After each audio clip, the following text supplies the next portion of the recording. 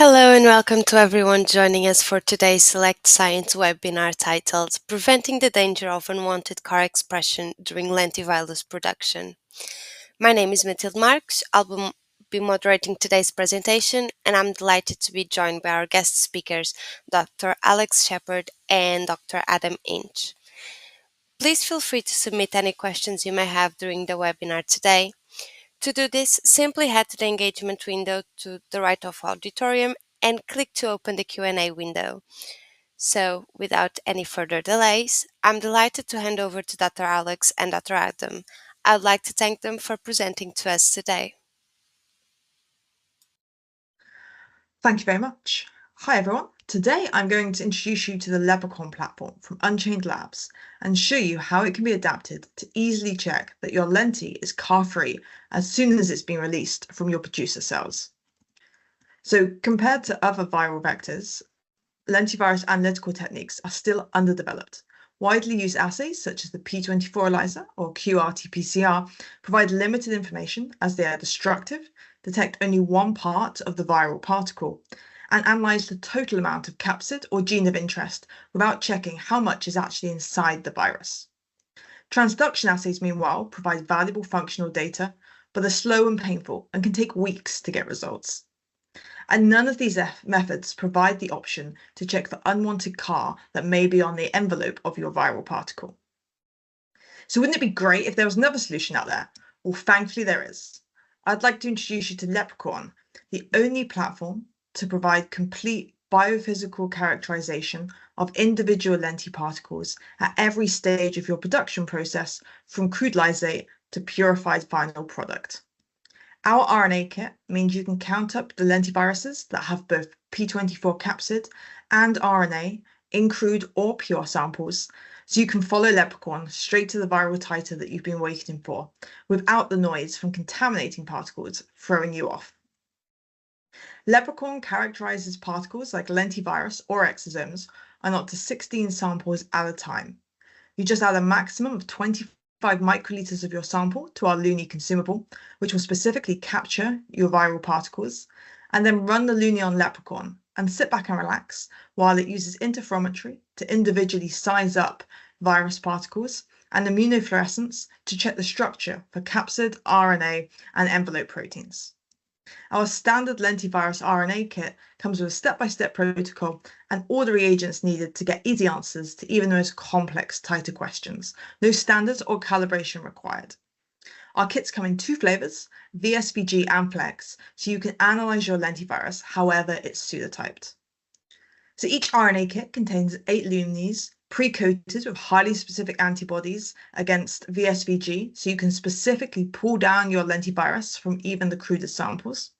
And there's no more worrying about soluble P24 skewing your capsid titer, as the Luni's separate P24 capture spots specifically grab free protein, separating it from the virally encapsulated P24. For non-VSVG lenti, our Flex Luni allows the capture step to be customized from the comfort of your own lab using an antibody of your choice. Once captured on the Luni surface, each virus particle is sized by interferometry to figure out if it's the right size for an intact, aggregated, or fragmented virus.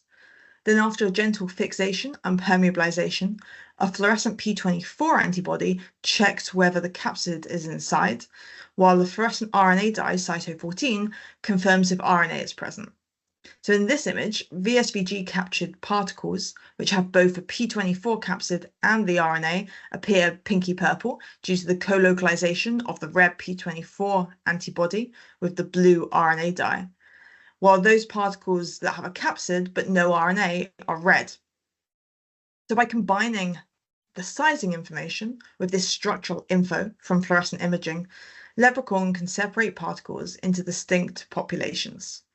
Each Luni dishes out titer and sizing info on 5 different structural variants, everything from intact lenti with both a capsid and RNA, through to empty lenti particles and even aggregates. So this means that you can be confident that every particle that counts towards your intact lenti titer is the right size, has the correct envelope protein, and P24 and RNA inside. So that's our standard assay. But what if you want to be able to check that you're not getting breakthrough expression of your CAR protein during virus production and ending up with CAR-positive lentiparticles. Well, Leprechaun can help here too. So using our standard LUNI consumable, you just switch out the red fluorescent P24 antibody for an antibody against your specific CAR. So in this case, and the data that Adam will be showing you in a minute, we used an anti-FMC63 antibody to detect the CD19 CAR protein. And then by looking at the co-localization of the CAR with the VSVG and RNA, Leprechaun can confirm if you have CAR-positive lenti present in your sample and give you the titer of this population.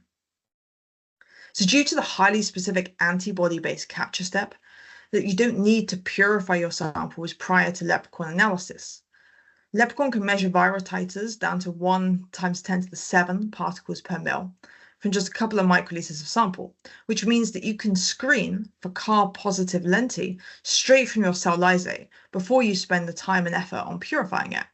So if there's a problem, you can catch it early and stop your lenti production going off track.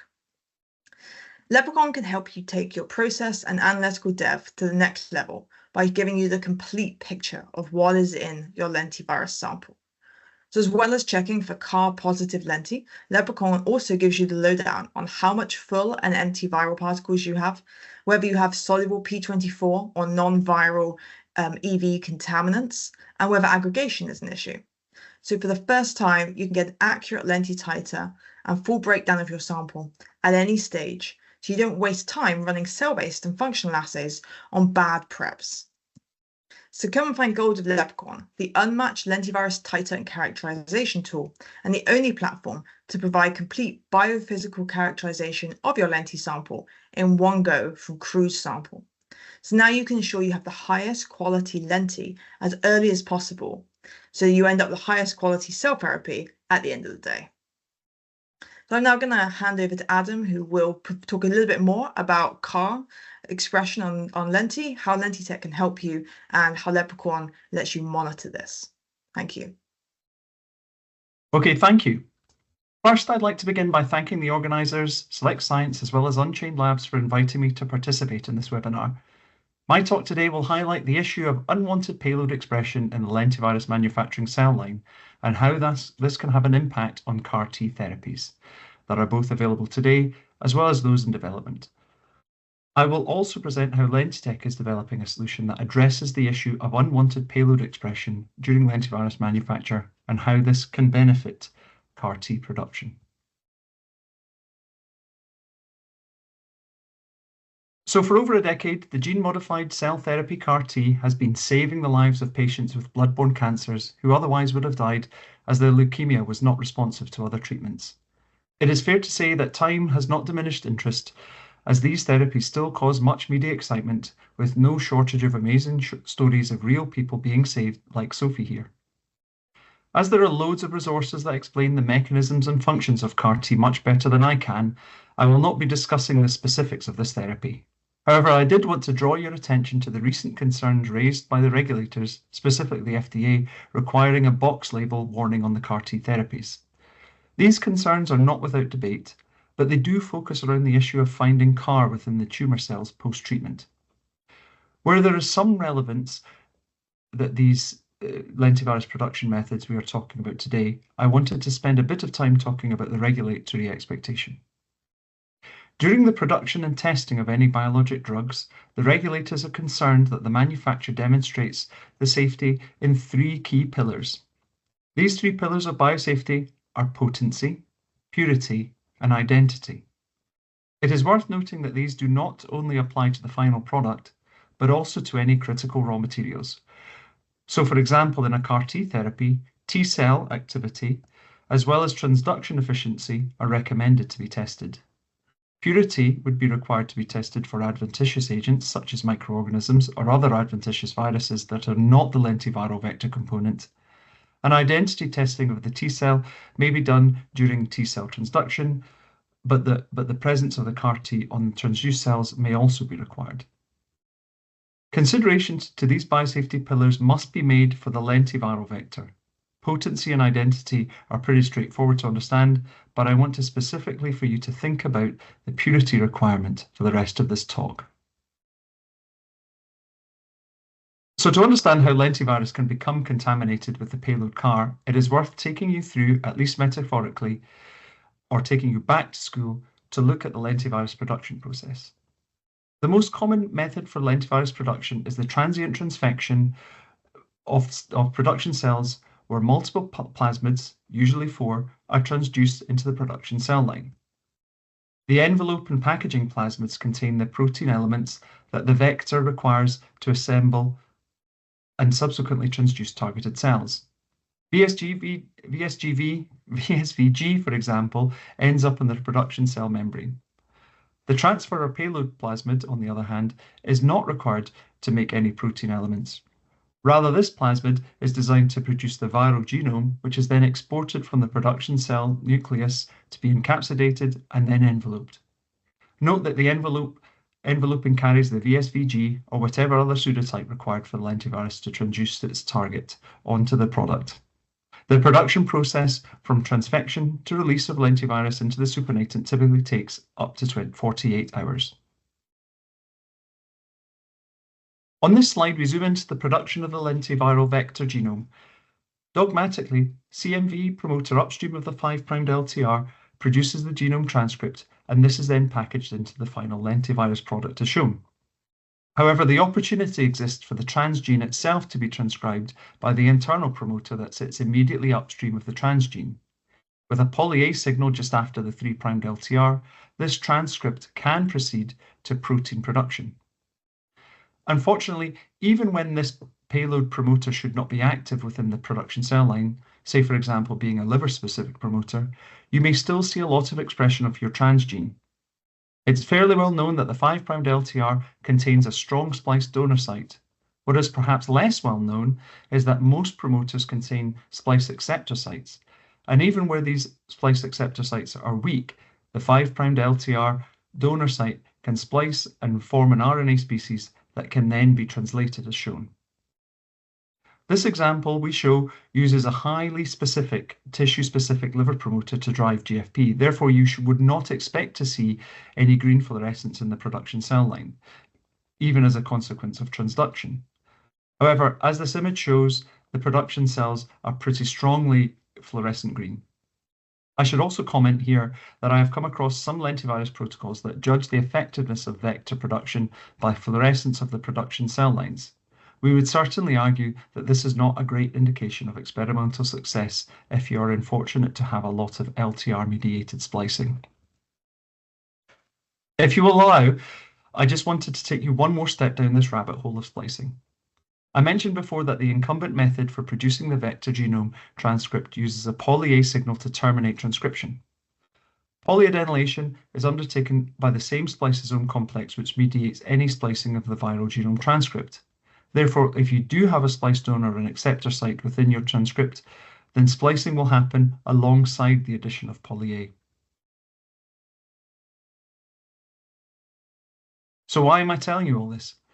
And what does it have to do with CAR-T therapies? Well, if the payload is a CAR, and this is expressed within the manufacturing cell, then that CAR has the potential to end up on the envelope, the lentivirus. If we take a CD19 targeted CAR as our example, if this ends up on the surface of the lentivirus, then it has the potential to target and transduce B cells. VSVG pseudotype lentivirus normally do not transduce B cells effectively due to the relatively low levels of LDL receptor in the B cells. However, anti-CD19 pseudotype lentivirus have an elevated potential to transduce B cells. I should say at this moment that we do not have any data to share with you that this is the case. Fortunately, a team in Germany does have some great supporting data for this thesis. This group was looking at why CAR-T therapy had failed a particular patient. They implicated the presence of CAR on the surface of the lentivirus as the cause for insufficient T cell transduction due to the presence of competitive B cells during said transduction. This particular treatment failure has led to improvements and recommendations in CAR-T manufacturing processes which now ensure that B cells are cleared. You can see from the highlighted flow cytometry data that a CD19 CAR-bearing lentivirus is effective in transducing B cells, whereas CARs targeted to different surface markers do not transduce B cells effectively. As mentioned, Ex vivo CAR T protocols now take great pains to purify out B cells prior to T cell transduction. Therefore, the impact of aberrant pseudotyping is somewhat minimized. However, due to the costs and complexities of current ex vivo CAR T therapies, the reprogramming of T cells within the patient's own body is being proposed as a potentially superior alternative. However, if we consider the implications that aberrant pseudotyping would have on these in vivo CAR T treatments, there are a number of potential problems. Firstly, the presence of, say, a CD19 CAR would direct the lentivirus against B cells. As B cells levels are highly elevated compared to T cells in B cell leukemias, there is an immediate competitive issue that directly impacts lentivirus transduction potency. Secondly, if the B cell is transduced and expresses the CAR, this could lead to a situation where the CAR directly masks the CD19 epitope on the surface of the B cell. This could preclude reprogrammed T cell recognition and allow for a kind of epitope escape. Developers are certainly keen to manage this particular risk and are taking great interest in developing T cell specific promoters. However, this issue of T cell specific promoters does not address the complexity of off-target transduction. Indeed, if we consider the regulatory framework on biosafety, there would be clear implications for potency and purity with this kind of aberrant pseudotyping for in vivo CAR T therapies. If we rewind a few slides back, the contention is that the primary mechanism for payload expression in the manufacturing cell line is due to LTR-mediated splicing. This is not a particularly well-known issue. However, some solutions do currently exist for the suppression of payload production caused by splicing. An elegant solution that uses a bacterial regulatory protein to block translation, and there's another solution that uses a splice trap to direct any unwanted splicing away from the open reading frame of the transgene. However, both solutions have drawbacks, not least the inclusion of additional sequences within the vector genome, which would require explanation and justification to the regulatory authorities. To solve the issue with splicing-related transgene expression, Lentitek has developed a method to produce the lentivirus genome transcript that lacks a poly A tail. The Lentitek promoter sits upstream of the 5' LTR, and no sequence modifications are made between the 5 to 3' LTRs. A poly A independent transcription termination signal is positioned immediately after the 3' LTR. As the spliceosome is not actively recruited to the transcript, splicing is subsequently reduced. Indeed, even if splicing did occur without a poly A tail, there would be somewhat inefficient translation. This all adds up to a large reduction in the breakthrough expression of the transgene. The right panel shows that when compared to the incumbent CMV-driven viral genome production, breakthrough expression can be reduced by greater than 100-fold. To test this system further, we looked at how different promoters upstream of the payload, in this case GFP, was impacted by using the Lentitek promoter system. GAPDH promoter is constitutively active across multiple cell types. Indeed, I frequently use this GAPDH protein as a loading control in Western blots way back in my doctoral thesis. Here you can see the top green field panels show that there is some expression of GFP in the HEC293 production cells driven by the GAPDH promoter in the Lentitek case. However, this is still at a level which is around 75% less than when compared to the incumbent CMV promoter upstream of the 5' LTR. We also identified a T-cell specific promoter that we tested in the same way. Due to tissue specificity, GFP expression in the production cell lines was reduced to around 2% of the level of the incumbent CMV production method. This is a level similar to what we saw with a liver-specific promoter. I can tell you by bitter experience, there is nothing worse than optimizing your process from a proxy payload, e.g. GFP, only to be faced with a very different yield profile when it comes to time to input your clinical payload. The presence of the payload during production has certainly been implicated as a cause of yield variability. To test how the LentiTech system would manage, we looked at lentivirus production titers across a number of clinically relevant payloads in triplicate batches. We can see on the left side of this chart that the incumbent CMV method is quite variable across these different payload types. For 3 out of the 4 payloads, titer is somewhat reduced when compared to GFP, with only the cellular enzyme showing potential yield improvement. Looking at those numbers more closely, we see that one of the triplicate batches for this enzyme payload had a rather elevated production yield, contributing to the large error bar seen. In contrast, the viral titers across the payloads using the LentiTech method were much more consistent and closer to the GFP control batch. It is important for developers and manufacturers to have reliable and predictable yields batch after batch. Certainly, more testing needs to be done on our system, but early indications are quite positive that the Lentitek promoter can deliver a higher degree of production consistency between the payloads and batch to batch. Okay, so let's recap where we are. Firstly, we have shown that the payload expression is reduced significantly in the production cells when the viral genome is under the control of the Lentitek system. Secondly, we have demonstrated that this works across different payload promoters. And thirdly, we have shown that the system also works across different payloads themselves.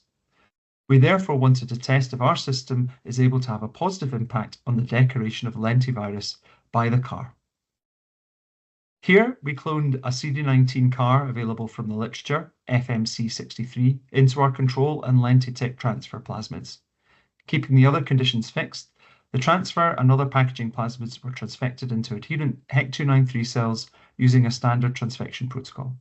48 hours post-transfection, the supernatant containing the lentiviral particles were pelleted by prolonged centrifugation, followed by resuspension in PBS. Finally, transduction titer was measured by PCR in control HEC cells. Where we do need to do some more testing to confirm, it appears that there was a positive impact in production yield when using the Lentitek system. However, the principal questions we wanted to answer here were: A, is the CAR detectable on the surface of the standard CMV-based production method? And B, does the Lentitek production method reduce the presence of this CAR on the viral envelope? To answer these questions, we teamed up with our friends at Unchained Labs who tested our 2 lentivirus preps in their Leprechaun system. As described by Alex, the lentivirus was captured by VSVG. The CAR was detected using a fluorescent antibody specifically raised against FMC63 binding region, shown in the red channel, and RNA was detected by cyto14 stain in the blue channel. You can see these images. The left CMV panel contains a lot of co-localization between the CAR and the RNA with a lot of purple spots. By contrast, the Lentitek panel on the right shows very little co-localization. Indeed, no purple combinations of the red CAR detecting antibody against the blue viral RNA is seen. By looking at the numbers, we can see that the Leprechaun system detects that for the incumbent CMV system, more than 30% of lentiviral particles are decorated by the CAR. By contrast, there is no detectable CAR decoration in the Lentitek system. It is also worth noting that the relative titers as measured by transduction in a previous slide and measured here by the Leprechaun system are similar. So what would I like you to take away from this presentation today? Well, firstly, I hope that you take with you the understanding that the regulators require that not only your final product, but also critical raw materials in the process, such as lentivirus, must be tested and controlled in the 3 biosafety pillars of purity, identity, and potency. Secondly, I hope that I was able to convince you that current manufacturing processes for lentivirus leave the potential for CAR to decorate the lentiviral envelope. This decoration not only has the potential to cause aberrant pseudotyping of the lentivirus, such that it can transduce B cells, the decoration must also be addressed if in vivo CAR-T therapies are to advance. Finally, I shared how the Lentitek system is able to reduce payload expression and that this unique approach can reduce CAR decoration of the lentiviral envelope to below the limit of detection for the Unchained Labs Leprechaun system. This is my final slide, and I wanted to share with you today, and it's really an open call for anybody who is working with lentivirus and is concerned with the issues I have raised today. We are very much open to collaborations across industry and academics and to help you with your lentivirus production issues. just either reach out via our webpage or directly to me on LinkedIn. That's it. I'll stop there for just now, but we'll be happy to answer any questions that you have in the Q&A session, which will follow shortly.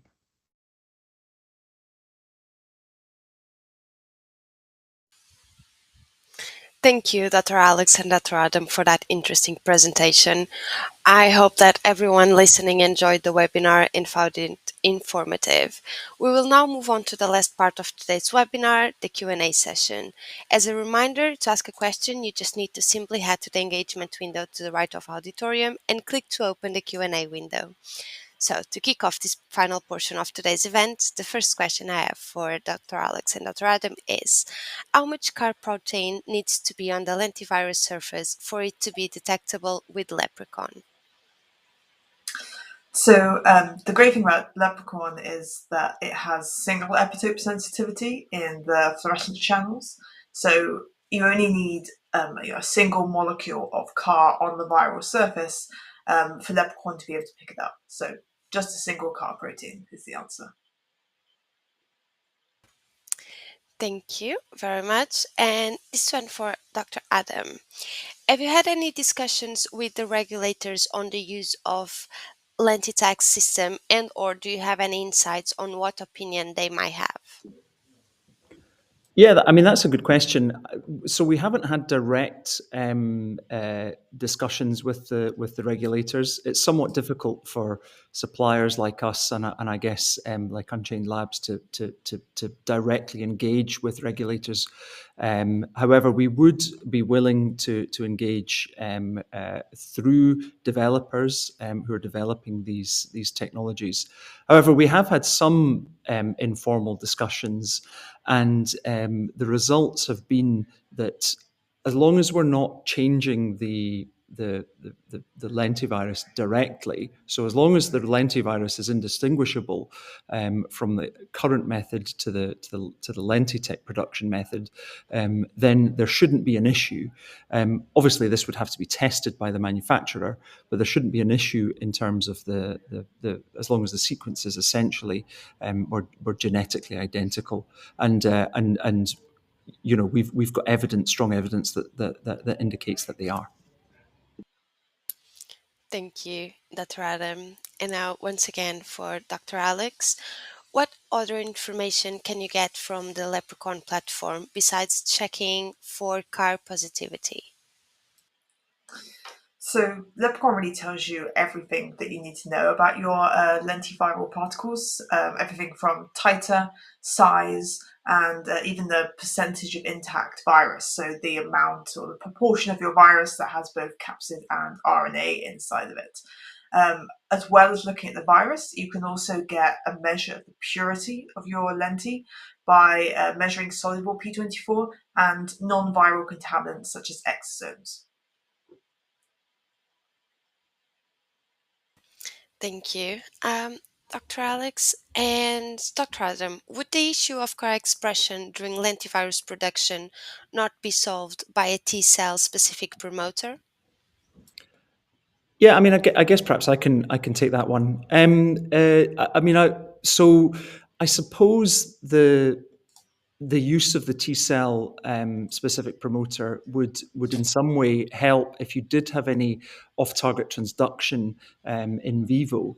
However, what we're seeing with our experiments is that actually the presence of a tissue-specific promoter, you still get a lot of expression of the CAR in the manufacturing cell line. So it's sort of independent of the presence of tissue specificity in the promoter that controls the payload. Thank you. Um, Dr. Adam, that was great. And Dr. Alex, can Leprechaun be used to check virus particles for the presence of other CAR proteins besides CD19 CAR? Yep, great question. So to date, we've only validated the CD19 CAR detection that you've seen here. But in theory, you can detect any CAR protein. You just need an antibody against that protein to be able to do that fluorescence detection. But yeah, it should be able to be applied to any CAR. Thank you. And Dr. Adam, aside from solving the issues with CAR or other payload proteins on the envelope, are there other applications that the Lentitech promoter has? Yeah, I mean, so obviously there is a relatively well known issue with lentivirus being subjected to splicing. So during manufacturing, splicing can impact that, and so using the Lentitech system to help address splicing is certainly one application. I mean, if the payload had some toxicity, say there was a gene therapy that during manufacturing exhibited toxicity, then the promoter system that we've developed could help reduce the expression of that toxic payload within the manufacturing cell line, and therefore increased titer. So obviously there's more generally in lentivirus production there's some applications. One thing we are looking at actually and actively considering as part of our development pipeline is this issue with that some people have observed around the inability to produce or to manufacture and develop a stable producer cell line. Now, that we think that inability is due to unwanted expression of the payload, and so the Lentitek system could potentially help there.